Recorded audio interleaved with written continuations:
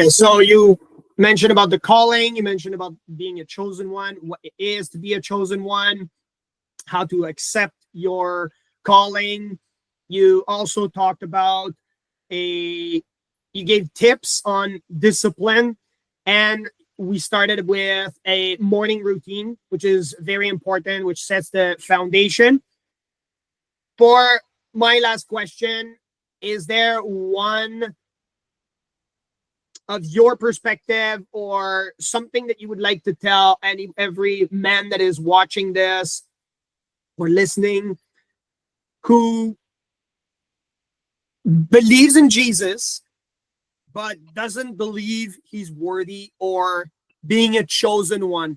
Somebody that you would like to reach out to and tell him something. Is there something maybe that you received from your life that someone told you and you said, oh, I wish someone was there when I was in that place that told me exactly these words?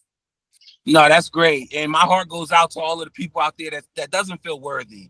And all of the men out there that feel like they're not good enough or worthy to be chosen and they'll never get to that place. My heart goes out to you, but we'll get you to that place. And here's what I would tell them. Here's what I would tell them.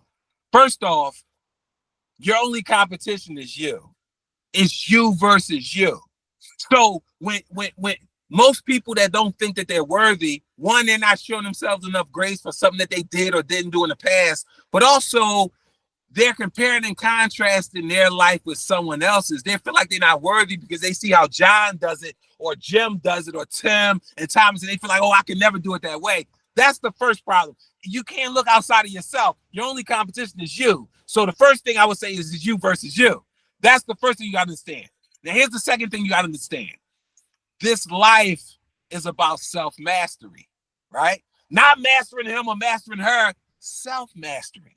See, what good is it for you to figure him or her out when all of the evidence is based off opinions and assumptions, right?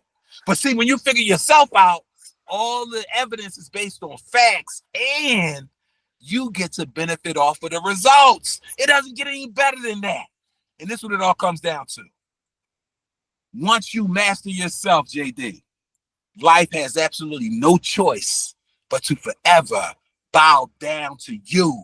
Once you master yourself, life has no choice but to forever bow down to you. It becomes open sesame because this whole life is fraudulent. This man-made system and structure, this whole life is fraudulent. It's all created to keep you away from centering yourself on the inside. That's why God say, be in the world, but not of the world. Greater is he that is in you than he that is in the world. Yeah, you got to deal with this world, but you can't become the world. You got to deal with yourself. You got to be who you are. And that's the juice. Once you master yourself, life has no choice but to forever bow down to you. Now, this is my children. They're on this too. My 8-year-old daughter, she even knows this.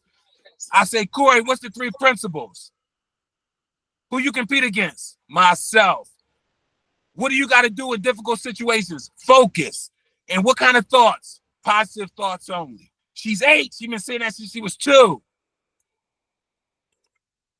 It's about self-mastery. This work, listen, if you fill out a job application, you know what it's reminding you? Look how inadequate you are. Remember that felony you got?